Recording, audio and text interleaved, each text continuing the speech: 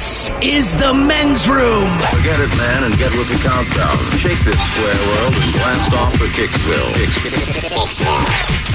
The trippers, the grasshoppers, the hip ones, all gathered in secrecy and flying high as a kite. You're listening to the men's room with Miles and Thrill. Racial consultants are standing by. 844-999. Ola will play Profile this in minutes. And we do have your headlines on the way 1 hour from now. First, quick check into Mike Hawk for some of the stories and headlines he is not working on. All right, a man in Florida was threatening to kill his neighbors last week, and he told the police it was because he was angry over some pain in his testicles. But did he believe his neighbors have something to do with it, or his nads hurt and he's so angry he's going to kill people? It doesn't say.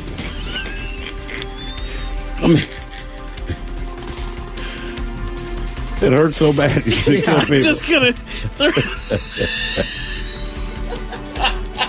I will kill you. What's wrong? Balls hurt. Yeah. He was arrested for making threats. That seems fair. Yeah, man. I don't get it, man. Come on. Oh, jeez. I mean, I get why he was upset, but right. the correlation to violence against others, I don't really make. Come on, man. Reese's just announced the winner of a contest to find their most, quote, outrageous fan. Oh, boy. They picked a woman named Renee Cup, who named her daughter Reese Cup. And she didn't do it for the contest. Reese is 8. Oh, damn, that's even worse. They won $10,000 in a year's supply of candy. Jeez, well, good for them. Yeah, you name your kid after a candy, and right. you didn't even know. Like that seems about right. That all right. Snickers never hit me for Snickers Hill. And I'm a poor kid that doesn't live with that name. Right. I got nothing. A 19-year-old man in Montana trudged through 100 yards of sewage last Wednesday to save a baby deer that got stuck in the mud next to a sewage lagoon. I saw pictures of that in guy. The mud. Yeah. No, this was not mud. Yeah, this was very dark, oil, sludgy-looking poop stuff. Yes. I saw a picture of the guy carrying it out. Like they're like, even his coworkers, like, dude, that's real cool and everything, but don't come around us. Yeah. But you're stinky baby deer. You reek. They call it stinky dough. And imagine you got to get a ton of shots after that. You know what? Yeah. I mean, I know you're not supposed to mess with animals, but they did say that they washed that the fawn off. Did they use Dawn detergent? Yeah, Dawn for the fawn. Gave it back to the mom, and the mom was fine with it. You know what I mean? Like sometimes, haven't you ever if you touch the baby, the mom will never come back? It's BS, yeah, right? Well, that was the issue with the bison, right? Yeah. I think they told you that as a kid, just so you wouldn't mess with animals, right? I hope yeah. Right. According to a new survey, 78% of working parents say you can have a successful career and be a good parent. Yeah, it's been done since jobs and children were invented. Right. This is 10,000 goddamn years of this. Thank you for the update. Mm-hmm. Imagine that. People are happier when they drink white wine, according to a new study. And they're more likely to feel aggressive or guilty when they drink red. No doubt. Isn't red, I mean, if you just go by what it's paired with, I'm assuming if you're eating with it, seems like red goes with a more hearty, heavy meal, and white goes with a lighter meal. Tannins, a lot of people just drink wine to drink wine. Right. But red wine, yeah, definitely. One, hangover certainly worse, right? They do mention the pairings, though, Miles. Okay. If you pair I'm not working on it with a white wine, you're happier. Oh, wow.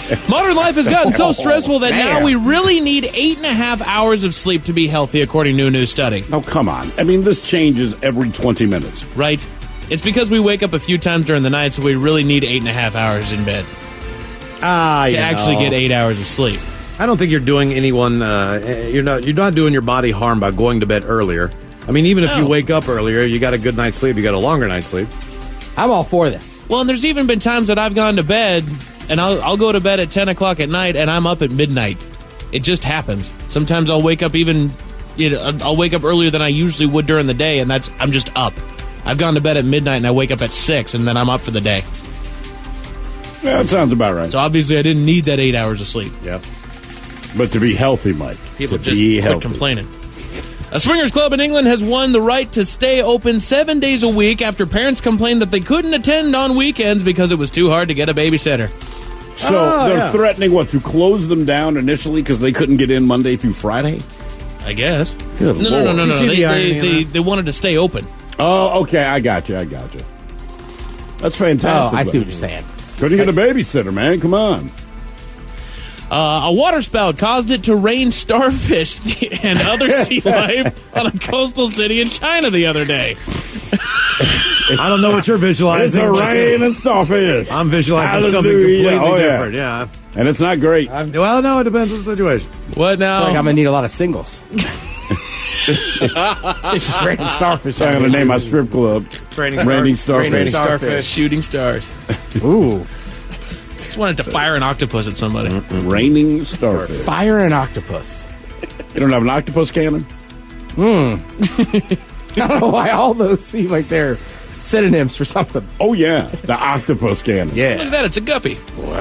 An airport in the UK has banned people from sleeping on the floor while waiting for their flights. Come on, man. Guards actually walk around every 10 minutes waking people up. Where's No this? offense. How many people are dying to sleep on a floor Where in is the this? first place? This is in the UK. Oh. That doesn't seem right, because, I mean, if you have connections and stuff, like, maybe you've been up for 20-some hours. Like, every time I've slept on a floor, like, I needed to go to sleep. Yeah. And I'm not Exactly, happy to be on the floor. And it's not like airlines are ever on time. This is not a good. You're not in an ideal situation. Right. You're at the end of your travel. Nobody road. wants to sleep on the floor of an Right. airport. So if they're sleeping on the floor of an airport, they No one really wants to need sleep on the floor anywhere. That's true. And it's not like somebody's going to stay there. It's an airport. Right. I crashed for like 2 hours because I wasn't thinking straight because I was so tired and I couldn't get out of there. I was trapped. I needed to think what to do and I couldn't think. So I crashed for 2 hours. And all the seats now have armrests, so you can't sleep. out. Oh, Yeah. sons of bitches. It's crap, man. A little kid in Kansas recently knocked over a statue inside a community center. What was the statue? Now his parents might be on the hook for $132,000. It was an I feel like he expensive knocked statue. it over. That's not right. me. I have no idea what it was, Miles, but it was friggin' expensive. Yes, it was. And I guarantee it's not worth nearly that much. So that's what I do, man. I can chisel some stuff and I get 130 grand. Yeah, if you you go. make it ridiculous, All right. ridiculous enough to be unidentifiable, then chances are you'll get a lot of money. I like this I mean, one. I get why they're suing the parents, but also, like, it's a kid. Kids. You said it's at a Do community stupid center? things, yeah. Like, don't put something fragile around kids. Hell, if you have kids, did you house-proof your house? Like, same thing applies. If this is a place where children actively go, and that's how you market yourself, don't put things you like there. You don't see a bunch of crystal stuff out on the streets of Disneyland. No, you really don't. You see sippy cups. That's right. And gators. I like this one. Someone created a new sex doll that refuses to get it on when it's not in the mood. Oh, gee. What's Why? the point of a sex right. doll? Why would you spend the That's money real on life. that? God, That's exactly what I thought. that is ridiculous. I mean, I paid all the money to go to Westworld, but nobody would have sex with me? Right. You I'm want just your money thinking, back. is it pandering to a certain demographic of people that I don't want to get involved with? Who's that demo? Like, what is their problem? People that don't care when you say I'm not in the mood. Yeah, that's true. I mean, look, I Live out get, their fantasy, I get right? people are into the girlfriend experience, but that is going too far. Oh, goodness. You bought a sex doll. Now she won't even have sex with you. That's your That seems fantasy? really lonely. Oh, yeah. That's a bad day. That seems lonely too. Yes. Yes! It's one thing if you can't get laid, but it's another thing if your own sex doll won't have Won't have sex sex with with you. I mean, how bad does your self-esteem need to be before you say, you know, man, I've now reached my limit? That'd be like making a vibrator that if you drink too much, it doesn't work. It gets smaller and says, sorry, maybe tomorrow. Right? How many women would line up for it? We call it the Whiskey V. I will work at 8 a.m. Make a sex doll that just says it's not happening today. I know you're horny, but A man in Milwaukee. My stomach's upset. Sex doll, you don't eat food. I have a headache. A man in Milwaukee has declared that his marriage is over after his wife made a huge mistake while out to the movies, and I will test your knowledge and your memory 1 hour from now. Thank you, Mike Hawk. Headlines are on the way 1 hour from now. First, the game is... The Men's Room presents Profile Ask Steve This. throw a hook into police, everyone, how Profile This is played. I sure can, Miles. It's a simple game where we share with you a real-life news story, something that happened right here on planet Earth.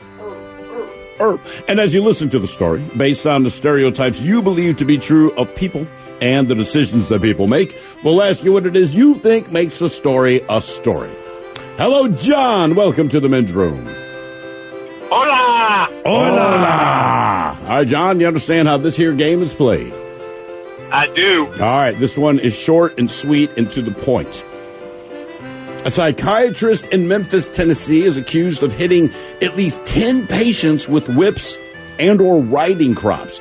The doctor is with Christian Psychiatrist Services, and a report from the Tennessee Department of Health alleges that she used a riding crop on a patient back in 2015. Well, they started investigating, and they added that she also made contact with other mental health patients, about 9 more of them, with the riding crop, whip, or other object, and compared her patients to mules. She's not a veterinarian. Well, the board, here's a stiff sentence for her. They suspended her medical license for no less than 60 days. That's the punishment. My question is, do you believe that this woman is black, white, Asian, or Jew? Memphis, Tennessee, huh? Memphis, Tennessee. She's a psychiatrist, and I don't know what her reasoning is, but at least 10 patients she beats with riding crops or whips. I mean, I want to go to the professional consultants, but this has so white screaming all over it, I don't know if I need to. I don't know how. I don't have a cue on this one. There's nothing that's. There's not a lot of info. Nothing that's really. She's a psychiatrist. Yeah, she's in Memphis, Tennessee. She beats her patients. I can't help you, John. She got her license suspended for 60 days. You know what, John? Here's what I'll say. She only had her license suspended. Correct. Maybe the key is that she had it suspended for 60 days. Maybe that's the clue. And if that's the case, then I would go white. Well, and being a horse rider itself seems kind of white. But I don't think she's riding horses, brother. You know what I mean? I don't think she's training lions or riding horses. I'm just going to go with what I know of music from that area of the country and say black. Okay. Did you say that she compared her patients to the donkeys? Yeah, or the doctor herself compared her patients to mules. Yeah. Do you think she had a fetish of some sort, maybe? Maybe. I'll be honest with you. I don't know. She's into horseplay, huh? And she's a psychiatrist, so she's probably crazy. Yeah. I don't know. Pony play, excuse me. Not brony. All right, John, what do you think? Final answer. Let's go white. Final answer. All right, we're going to find out if she was black, white, Mexican, or Jewish next. That was a tease. You are listening to the Men's Room Radio Network. Welcome back to the Men's Room with Miles and Thrill. Profile this takes us to Memphis, Tennessee. We have a psychiatrist there that turns out she was whipping her patients. And what was the other thing you said that she had a whip? She used a riding crop, but she also... What is a riding crop? Is that the one thing of those that you're beating the horse with? Yeah, all right. And then she said she compared her patients to mules. Good times. Yeah, that is really, really good times. Which is weird. It's a very productive, strong animal. It's a good point, man. Good point. But that said, our caller, who has since hung up, he guessed white. Guessed white. Ted, you guessed black. I did. He guessed white. Ted, you are correct, sir. Yeah. Yeah, black chick. Okay. I just went on Memphis. Yeah, Memphis kind of. I was going to say, just the music Memphis, I like come from on. Memphis. Play the numbers. Now, for all TV news all the time, it's time for TV Time with Ted. And now, because your pathetic life is confined to countless hours in front of a talking box, Armageddon! The Men's Room presents TV Time with Ted.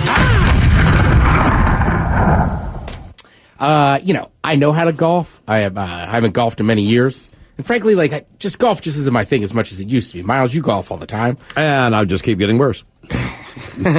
So, the U.S. Open, there's 4 majors a year, right? You have the Masters, you have the U.S. Open, you have the British Open, which I think technically is just the Open, and then the PGA Championship. And I know some people out there are like, what about the Players, Ted? It's not a major yet. It's a big one, though. It is a big one. So, have you ever played miniature golf? Everybody's played miniature golf, right? Mm-hmm. You know, sometimes you hit your ball and it's going by the hole and you kind of just tap it again before it stops. Maybe you know it's going to roll off into a little plastic water or something. Right, plastic water. You know, remember you said it was blue? So, basically, Phil Mickelson, who has won a major and is a professional golfer, one of the biggest professional golfers in the world, he basically pulls a putt-putt golf move here and he hits it, and then before it stops rolling, he hits it again. This for bogey a moment ago at 13. His speed has been terrible. Whoa. Wow. That's stunning. The look on your face, Curtis Strange, when I just looked at you, and we didn't know that was coming. That was jarring. I've never seen anything like that from a world-class player in my life. Look at Deep looking at him. Andrew Johnston's looking at him like, what was that? And I know right now, looking at him, he's probably saying, what in the world did I just do? He's putted bad enough that I think he just snapped at how bad his speed was on that putt. He just snapped. obviously you can tell by the announcers. This really just does not happen. I saw the clip, and it's bad, man. Yeah, if you want to see the clip, it's up on the Men's Room Facebook page. Now, some people were saying, like, you could hear the shock in their voices. Like, I can't believe he did that. Some people said maybe he should have just been DQ'd, which... He tried to quit. Well, basically, right. Because I'm with Miles. That's like a blatant disrespect to the rules. Okay. So it seems like he just didn't want to be there anymore. It's a 2-stroke penalty. You know what you're doing. But it is a 2-stroke penalty. Phil came back later and was like, I knew what the penalty was. That's why I was stopping it. He also said, I always wanted to do that. Yeah, but I'm with you. I'm with the announcers. Like I said, go to the Men's Room Facebook page. You could watch it. I mean, he just runs over and it just looks like he's like, all right, I'm done with today. Yeah, and you know what? His body language kind of said that. It doesn't matter if you're a professional like Phil Mickelson who's won majors or you're just a guy who goes out on the weekends. That game, man, it's a frustrating sport, and that doesn't change. So no matter That's part of the reason I stopped how good playing. you are, you know what I mean?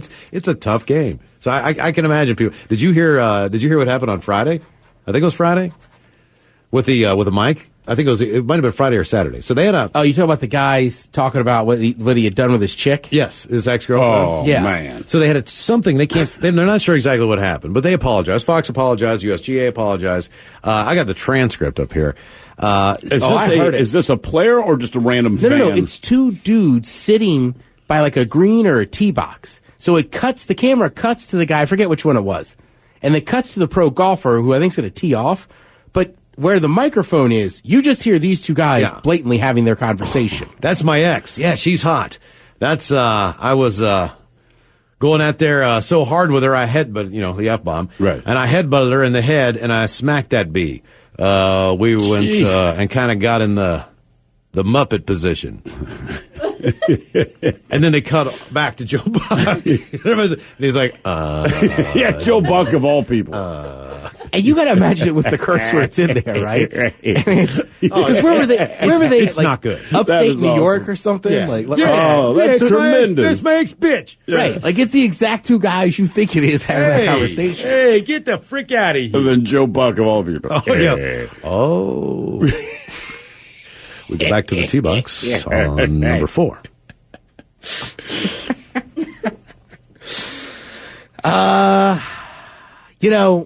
A lot of things have changed politically in the last few years. But here's a sentence I never thought I would say out loud. Kim Kardashian was on CNN with Van Jones and had to answer questions about if she'll run. People are going to say, would you ever run for office?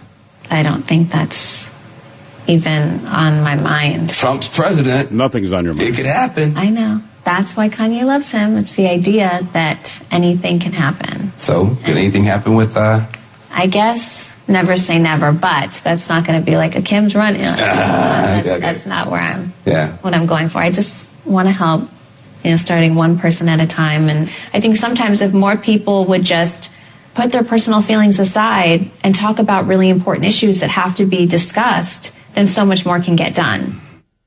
Thank you, Kim. Here's the next governor of California. Probably. Kim Kardashian. The worst part is, and I heard that, and to be fair, listening to the reporter, I mean, he set her up to get the soundbite, but one of the things that she volunteered as information was, she was like, I really thought about becoming a lawyer. Part of the problem in her mind about becoming a lawyer is that you have to spend so long in school. Yes, Kim, some people spend time in school and learn things, but she said, but in California, as it works out, and she has done research and pointed out, and I believe she's correct on this, that you can be an attorney's assistant for 3 years and then take the bar. So if you pass the bar after 3 years, then you could become a lawyer. I want you to think about that. Her dad was a lawyer. That's right. Her father also wasn't an idiot. Yeah. She's one of those people, though. Look, I think the whole thing's insane. We understand. But she's at the White House. Yeah. She's getting people out of prison.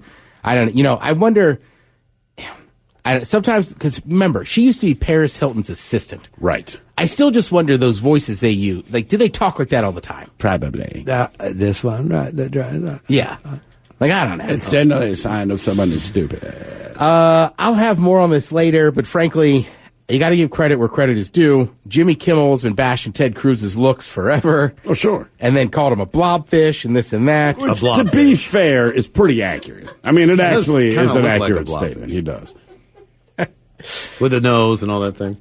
So Ted Cruz challenged Jimmy Kimmel to a game of basketball. Mm-hmm. We talked about this the other day, and we said, man, you never really know who could ball. You got to be careful. Like, obviously the more in shape looking person should win, but like I've been to a lot of basketball courts and see a chubby dude or like a little dude. Like there's just some people that could ball, and it annoys you.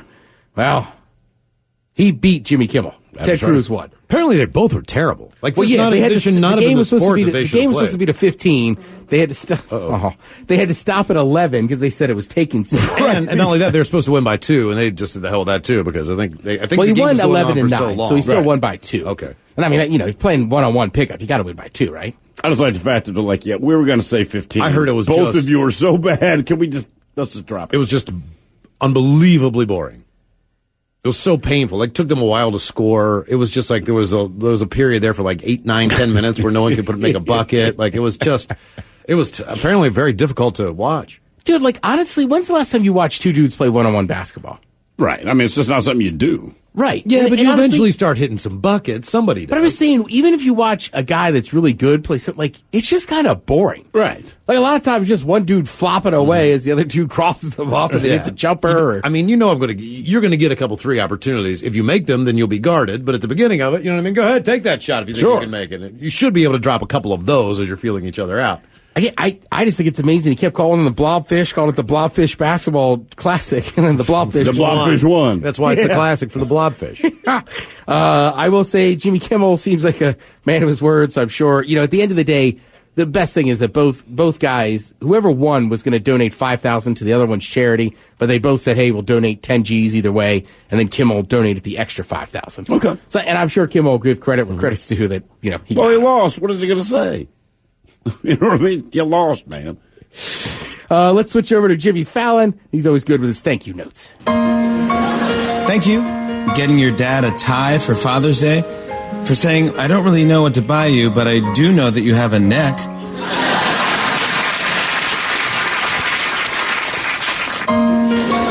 Thank you. Raptors in Jurassic Park for always looking like you're gossiping about someone at a party.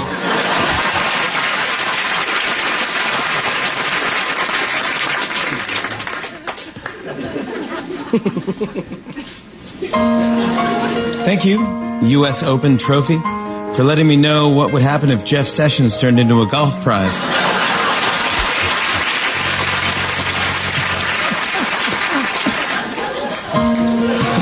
Thank you, Automatic Toilets, for assuming I either want to flush right before I sit down or never. All right, that's whatever you guys.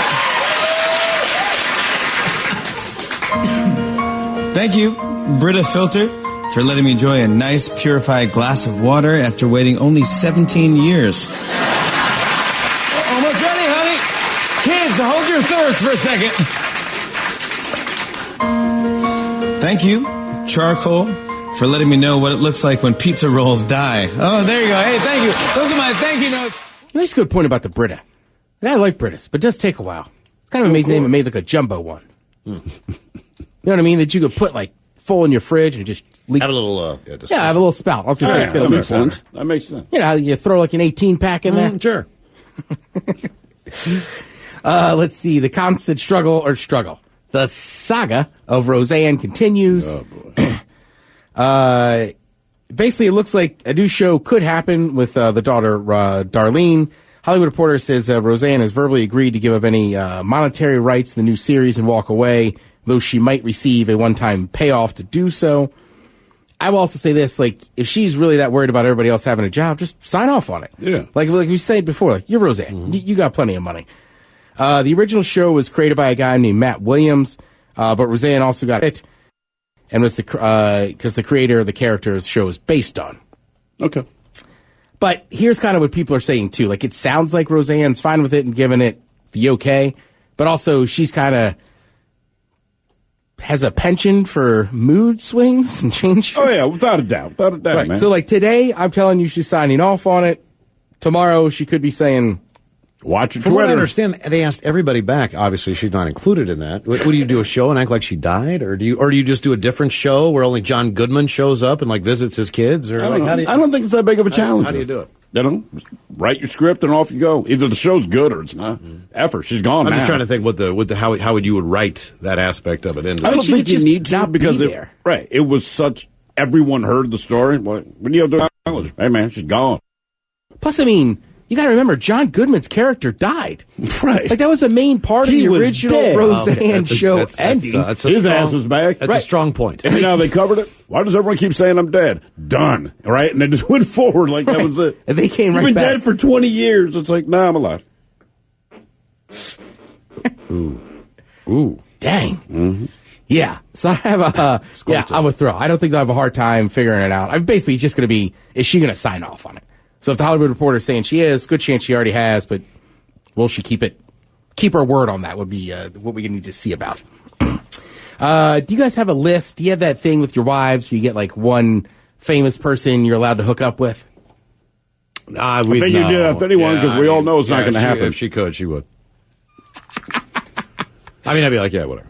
All right, so a lot of people, right, and I don't know, having the one exception or whatever, your spouse is one thing, but obviously people, if you had a chance to meet some people in Hollywood, I think a lot of them, because they're all good looking, but there's probably people you have on your list that you'd be like, man, if I ever got the chance, I'd have to hit on this person, right?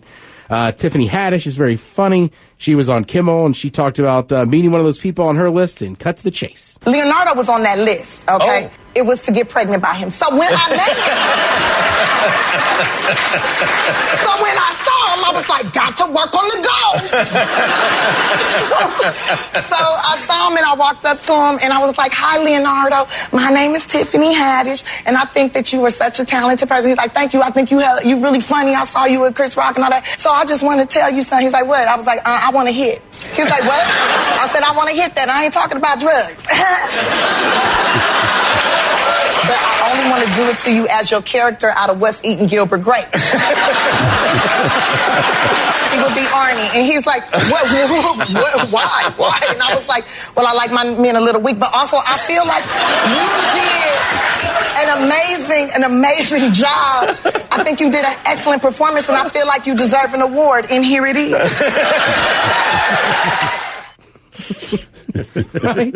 That was a great role. Yeah. I just think it's amazing. Like, I was trying to think of, like, today I was trying to think of, like, famous women that, like, I definitely want to hook. I'd be like, I have to hit on her or whatever. But then I'm like, I like that, whether it's true or not. I just like the aspect of being like, well, no, you got to be her from this movie. Oh, no, this character, not you. Yeah. Well, that's got to be a weird thing for actors, too, right? Especially if you're an actor that's been on, like, a TV drama forever. So you're always the same character. Right, you're always the same character. Like, I mean, at least they have the advantage of being actors, so people know they're actors. But I assume there's some people who, like, they really like that person just for that character. Absolutely, man. Like, you're like a soap opera star, right? You've been doing the same role for 20 freaking years. Like, I would imagine, like, some chick's hitting on you. It's like, no, I want you to be Dr. Weatherby. But that's the only way they know you. Right. I mean, they don't know you as anything else. So obviously, if that's what they're attracted to the character first. No problem. Which might be you, might not be you, depending. Like, some people I go like, okay, well, maybe they're a lot like they are in character, depending but even on what if they're not. Like, if Robert Englund got some ass at one of these Comic-Cons, right? Somebody's like, talk to me like Freddy Krueger. I mean, do you think if you walked up to Samuel L. Jackson, he'd be the nicest guy in the world to you? No. I exactly. heard he is pretty much on par with... Like, he's not mean, but he's matter of fact. He would win an Oscar if he played a role where he was a nice guy. Because it's so crazy. Right. He can be a good guy, but he's never a nice guy. I mean, a nice guy, like legitimate, like, oh my God, is he nice? I don't think he'd know how to do it. Yeah. He'd have to study it. Well, the one movie he was in where I remember him just being kind of a generic nice guy was the movie he quit and got eaten by the shark halfway through. Oh, that was a great moment. In Deep Blue Sea. Yeah, he quit the movie halfully filming because he had he said he could do it up to that point, then he had to go and shoot another movie. So he just had a shark come up and eat him real quick and he was gone. Right. Yeah. It's such a great Still one of the greatest moments ever. Yeah. It couldn't have worked out any better. Like, thank God he had another movie because if he'd have been alive for the rest of the movie, then just okay. Yeah, but you're right. I don't expect him to be like that. I mean, I expect him to be like how he actually is. Yeah. Yeah. Well, and we say that all the time, right? But I'm just trying to, still rack my brain about, a female character. Well, I think a lot of people are seeing it right now with Robert De Niro, right? I mean, a lot of people love Robert De Niro. You probably didn't know his political views, and then he gave that speech at the Tonys. Right. So now a lot of people are turning on him. And, he doesn't care. Right. And I always go back and forth with actors, too. It's like, I appreciate them because I think everybody should have a voice and whatever. But then there's sometimes, too, I'm like, I don't care. I still want to see him act in a movie. There's a lot of athletes that say things I don't agree with, but it's like, I don't know. Most people do. But I mean, dude, I know you for whatever it is you've done to put yourself, on my computer to someone pseudo-important or whatever. I don't care about your political view. It doesn't matter to me. Everybody's got Right. Like, that's what I was trying to remind people. Like, can you believe this person has this or that? I'm like, well, they're an actor. And that guy's not even a dad. Right. Like, look at the Brady Bunch. I think the dad was gay. Yes. Like, he never, like, maybe not have children. Like, right. Like, they're good actors. You think like, the woman who played Alice was actually a goddamn maid? Right. She wasn't. They went and picked her out of the place. They were like, hey, you're already doing that maid stuff. Why don't you get a little more in here? I saw you at the Radisson Plaza. We have a gig for you. Sam the Butcher. Sam the Butcher.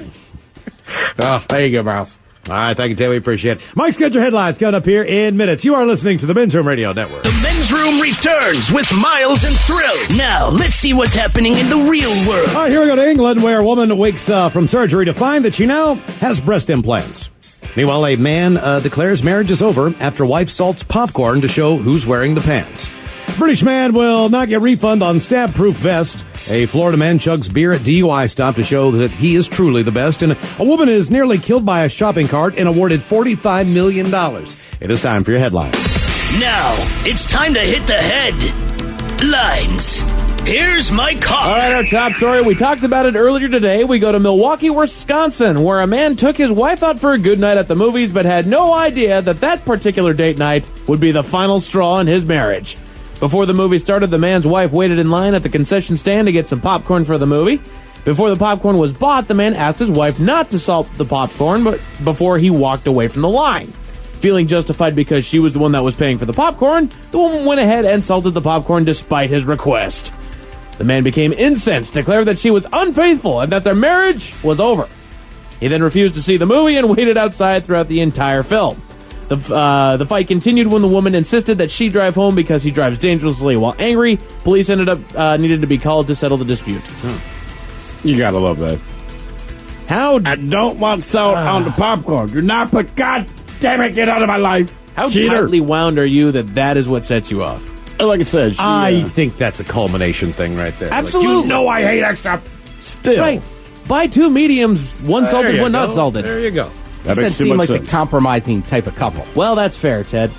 Yeah, that's a good point. You just get your sour candy. Right. Sounds like somebody was a little salty. That's right. Here. Oh, damn it, Ted. She should have tried to butter them up. I like that. That's a good one. In other news, police in Florida stopped a car last week that belonged to a man with a suspended license. After the car was stopped, it took off as the officer approached, leading the police on a short chase.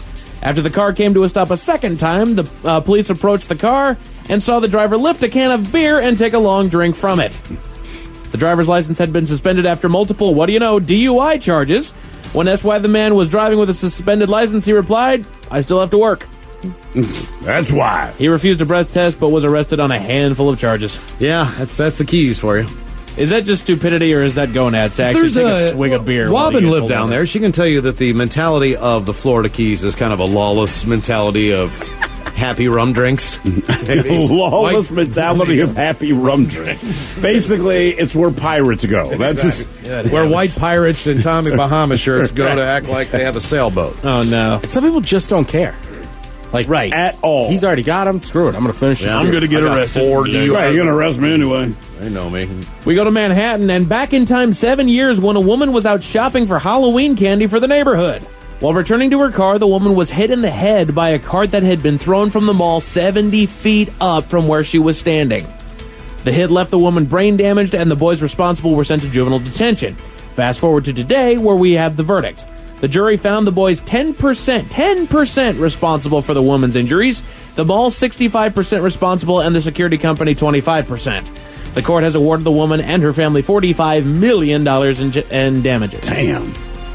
The two that threw the cart off the 70-foot ledge that hit her in the noggin, 10%. It's not near as much their fault as it is the malls and the security company. Oh, sure. Well, they were 10 and 12. I don't care. You know, it's a dumb thing to do. Yes. But there's a reason that, 10 and 12-year-olds do that. I don't care. 22-year-old do that, you go to jail. A long time. When you're 10 and 12, you don't realize what your actions are. When you're 12, you can't afford to pay $45 million for somebody else. That's exactly why they had to sue somebody else. Even if they sued the parents wouldn't have that kind of money. Right. Even if they were of age, even if they were adults that did it. You know anyone with $45 million? That's not how legalese work. So it's like, what were you close to that makes money? Oh, Starbucks? We'll sue them. Right. I hate people. Around the world, we go to the UK, where a woman elected to have a double mastectomy due to her family history of breast cancer. This is nothing new. Everybody's been kind of doing this procedure. After she woke up from the procedure, the woman noticed that she still, in fact, had breasts.